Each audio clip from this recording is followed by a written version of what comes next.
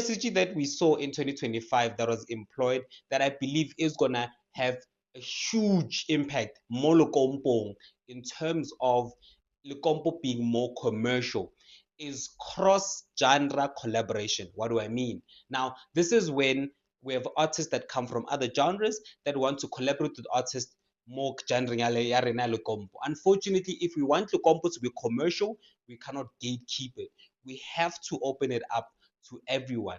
We have to allow other perspective, other voices, other energies to come in the space and give us their take. We love what Zin Mumalo did with Rato Laka, which was the song of the year. We love what Mazel was doing with his incorporation of Maskandi with Leskandi 2.0, with Leskandi with the EP. So we are going to start having a lot of that. We also love what Janesh did, which a lot of people might have not really talking about quite a lot.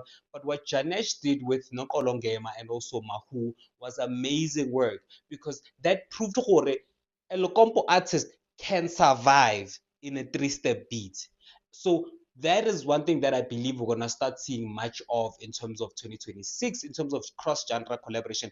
This does not mean that our sound is gonna get diluted, not even. In fact, our sound is gonna get elevated, because what was eventually just gate kept into the small provinces that we have of just Limpopo and pocket places around the country is now gonna boost us as Lukompo to broaden and be bigger in the continent, to be bigger globally.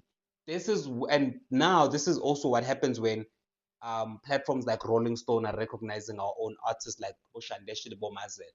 A lot of that is gonna start happening also, Molokompo.